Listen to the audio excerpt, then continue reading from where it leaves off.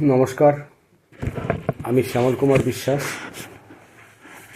আমি আমার চতুর্থ বই সম্পর্কে কিছু বলতে চাই। 2026 কলকাতা বইমেলায় এই বইটা চতুর্থ বই হিসেবে প্রকাশিত হয়েছে। বইটা হলো god through scientific lens is an illusion. এই দেখুন, এইভাবে বইটা।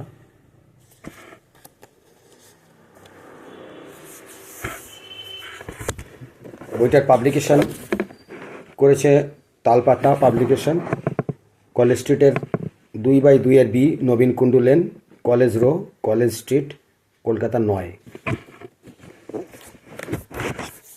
আমি আগে যে বই তিনটে লিখেছিলাম, যে তিনটে বই আমার বেরিয়েছে, সেটা হচ্ছে প্রথম বই হচ্ছে এটা, প্রথম বই এটা, দ্বিতীয় বই এটা,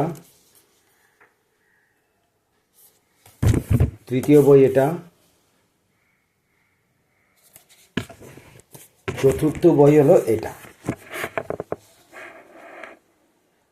25 আর 26 সাল, 2025 আর 2026 সাল মিলে আমার এই চারটে বই প্রকাশিত হয়েছে তালপাতা পাবলিকেশন। আরও বই আবার বেরোবে, এই 26-এ আরও বেরোবে। এই বইটা সম্বন্ধে আমি কিছু বক্তব্য রাখতে চাই। আমি ছাত্র বয়স থেকেই নিরীশ্বরবাদী ছিলাম এবং নিরীশ্বরবাদের উপর আমি প্রচুর পড়াশোনা করেছি। সারা পৃথিবীতে কত নিরীশ্বরবাদী মানুষ আছে তার সব ব্যাখ্যা আমি নিয়েছি, তার স্ট্যাটিস্টিক্স নিয়েছি। আমি সবচেয়ে আমার খুব ভালো লেগেছে সেটা হচ্ছে নিরীশ্বরবাদের উপর যখন আমি পড়াশোনা করতে গেছি, তখন দেখতে পাচ্ছি যে যারা পৃথিবীতে সবচেয়ে বেশি উন্নত মানের শিক্ষিত, উচ্চশিক্ষিত, উচ্চভাবে দার্শনিক, গভীরভাবে যারা চিন্তাশীল, তারা অধিকাংশই নিরীশ্বরবাদী। তার মানে শিক্ষার একটা স্তর ক্রস করে গেলে আমি দেখতে পাচ্ছি তারা আর ঈশ্বর বলে কিছু মানে না, গড বলে কিছু মানে না, আল্লাহ বলে কিছু মানে না। কেন মানে না?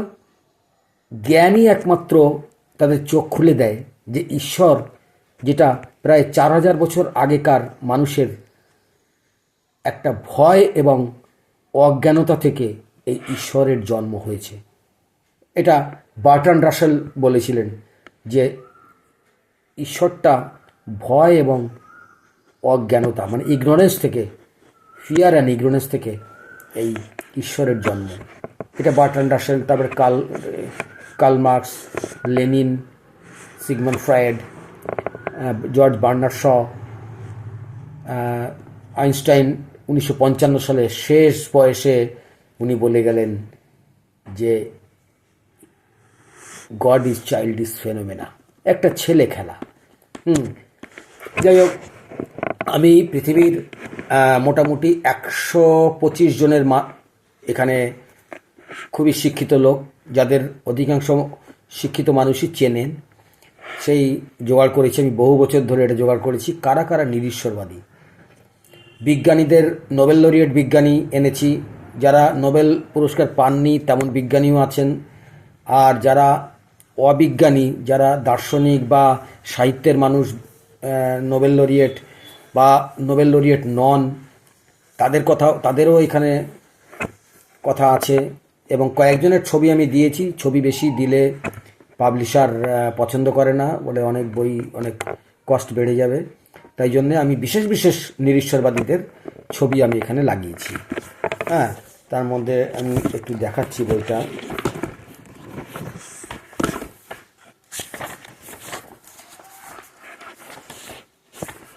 দেখুন, এই যে Henry Derozio, Karl Marx, Derozio আছে, তারপরে দেখুন বিদ্যাসাগর আছে, তারপরে ফ্রেডেরিক নিৎসে, সিগমন্ড ফ্রয়েড, এই যে।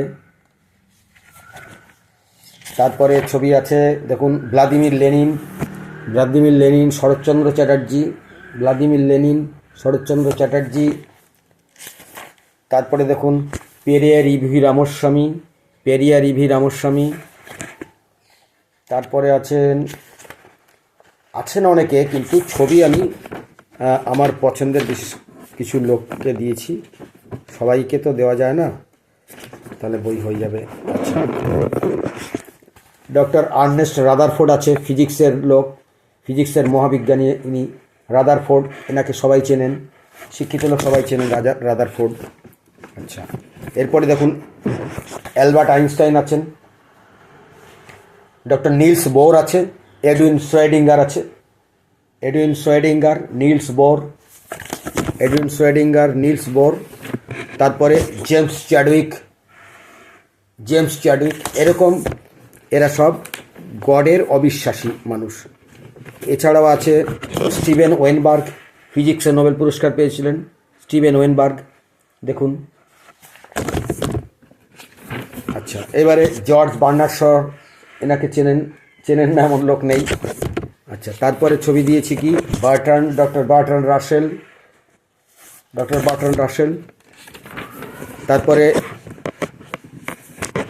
চার্লস রবার্ট ডারউইন আর ডক্টর মেঘনাথ সাহা, ডক্টর মেঘনাথ সাহা। আচ্ছা, তারপরে আছেন সত্যেন্দ্রনাথ বোস, বিজ্ঞানী সত্যেন্দ্রনাথ বোস। আচ্ছা, আর কার আছে, ছবি দিয়েছি। আচ্ছা, Richard Dawkins, Stephen Hawking, Richard Dawkins আর স্টিফেন হকিং, এনারা সব নিরীশ্বরবাদীদের মধ্যে রয়েছেন। এখানে সবার প্রথম নিরীশ্বরবাদী হচ্ছে মিলেটাসের থেলিস বলে কেউ, বা থেলস বলে, এই যে থেলস প্রথম নিরীশ্বরবাদী। হ্যাঁ, 624 থেকে 546 খ্রিস্টপূর্বাব্দের মানুষ। যাই হোক, এখন আমি এখানে প্রথমে দুটো জিনিস এখানে বিশেষ ব্যাখ্যা করেছি, সেটা হচ্ছে বিগ ব্যাং থিওরি দিয়ে স্টার্ট করেছি।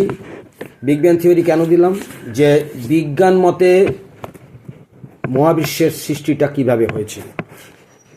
ধর্মমতে মহাবিশ্বের সৃষ্টি হয়েছে হিন্দু মতে অক্ষর পুরুষ বা ব্রহ্মা, এইসব বিভিন্ন রকম ঈশ্বর টিশ্বর অনেক রকমের, আপনি উপনিষদ, বেদ, পুরাণ, তারপরে ভগবদ্গীতা, এসব সব মহাভারত, এসব ঘেটে ঘুটে দেখেছি। তারা আমাদের এখানে অক্ষর ব্রহ্ম বলা হয়। অক্ষর ব্রহ্ম, অক্ষর পুরুষ, অ্যাকচুয়ালি এদের কোনো অস্তিত্ব কিছু নাই, এগুলো শুধু কল্পনা। কিন্তু বিজ্ঞান মতে আমি প্রথমে বিগ ব্যাং থিওরিটা কেন দিয়েছি, যে একটা অবস্থান থেকে বিস্ফোরণ হয়ে এই দুনিয়াটা তৈরি হয়েছে, এই মহাবিশ্বটা তৈরি হয়েছে। এই মহাবিশ্বটা তৈরি হওয়ার পিছনে দেখুন হাবল টেলিস্কোপের একটা বড় অবদান এখানে আমি দিয়েছি, হাবল টেলিস্কোপ।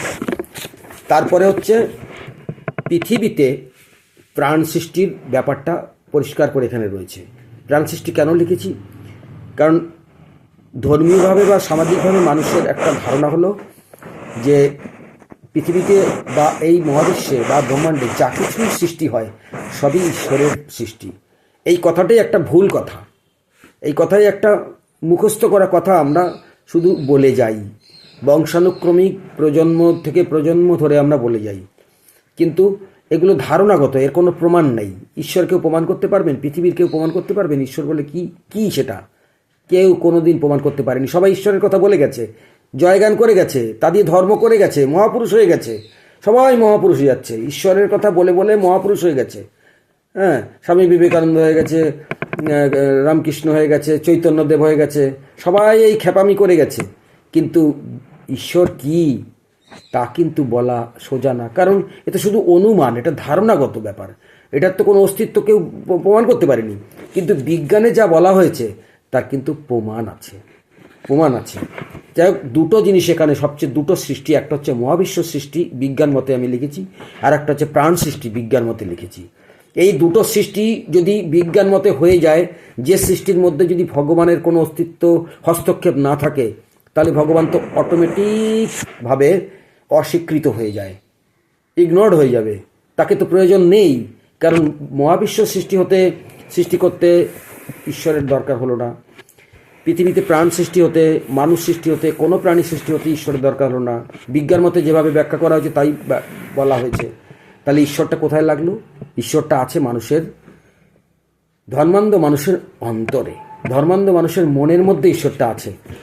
এই চর্চা করতে গিয়েই তাই নামটা দেওয়া হয়েছে god through scientific lens is an illusion. আমি প্রথমে নাম দিয়েছিলাম যখন লেখবার সময়, 2010 সাল থেকে আমি লেখা শুরু করি। 2009 সাল থেকে আমি 16 বছর ধরে এই বইটা আমি লিখেছি। কারণ আমি চাকরিতে আমার খুব অসুবিধা হতো, চাকরির দায়িত্বশীল আধিকারিকের চাকরি, ব্যাংকের। এই চাকরি করে বই লেখা খুব কঠিন জিনিস, কারণ এখানে ম্যানেজারি করো, ওখানে ম্যানেজারি করো। আমি এলাহাবাদ ব্যাংকে জয়েন করেছিলাম 1984 সালে আধিকারিক হয়ে। যাই হোক, এই ভগবান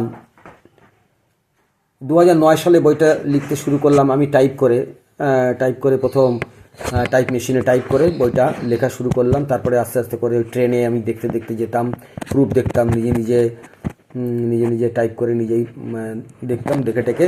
তারপরে যখন চাকরিটি 20 সালে শেষ হয়ে গেল, তখন আমি একদম বইয়ের মধ্যে ঢুকে গেলাম, একদম লেখার মধ্যে ঢুকে গেলাম। ওই জন্যে এই 2025 সালে এই 4টে বই আমি বের করতে পারলাম।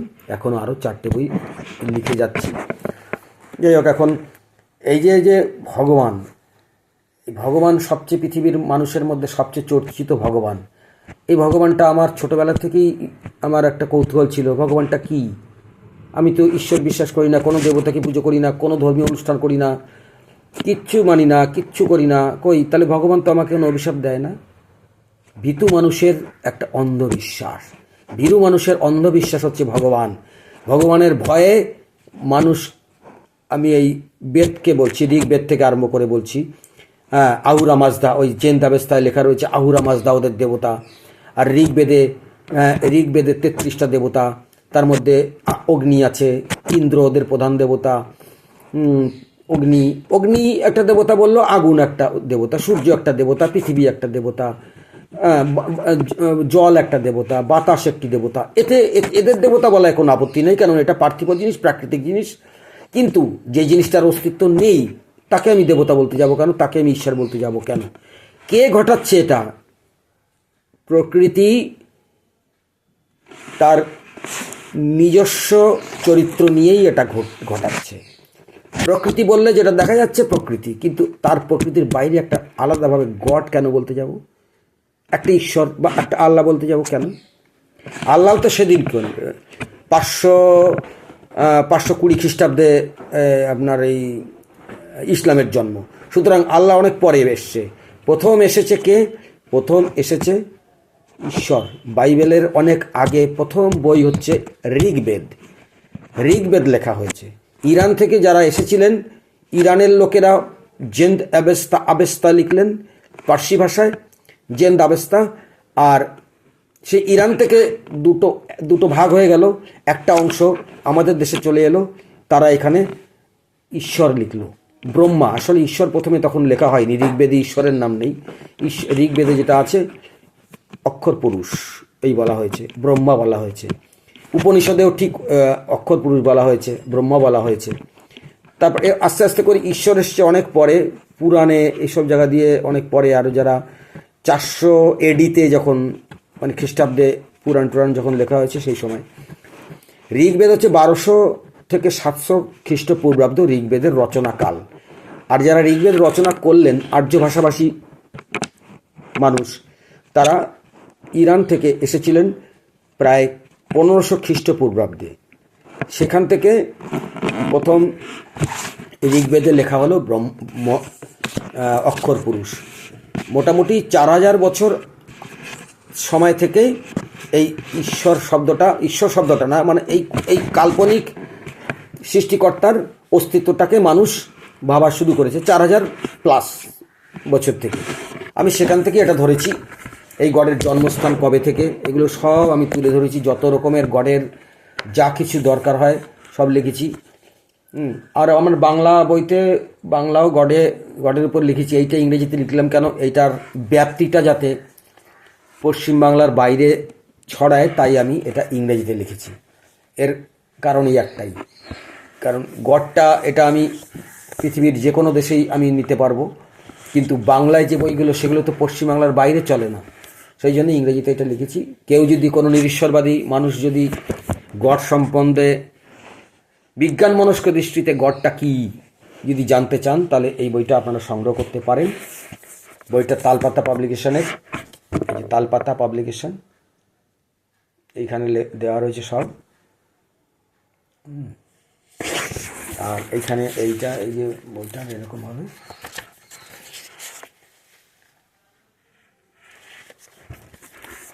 আর গড সম্বন্ধে কিছু বলবো না, 15 মিনিট হয়ে গেছে। তাহলে আজকে god through scientific lens is an illusion, বইটা আমি প্রথমে লিখবার সময় নাম দিয়েছিলাম god is a fools paradise. God is a fools paradise, এইভাবে আমি এই নাম দিয়ে আমি বইটা লেখা শুরু করেছিলাম। পরে দেখলাম যে না, ফুলস প্যারাডাইস বললে অনেকেই আপত্তি করবে, যারা গডে বিশ্বাস করে তারা সব ফুলস হয়ে যাচ্ছে। সেই জন্য আমি নামটা এইভাবে দিলাম, god through scientific lens is an illusion. Illusion মানে গড, বৈজ্ঞানিক দৃষ্টিতে ভগবান একটি মরীচিকা, একটা মোহ। এর ব্যাপারটা হচ্ছে এই মোহটাই হচ্ছে আমি লেখবার চেষ্টা করেছি। কতটা সফল হয়েছি জানি না, পাঠকই বলবে আমি কতটা সফল হয়েছি। যাই হোক, আজকের মতো god through scientific lens is an illusion বইটা আমি আজকের মতো বক্তব্য শেষ করলাম। নমস্কার।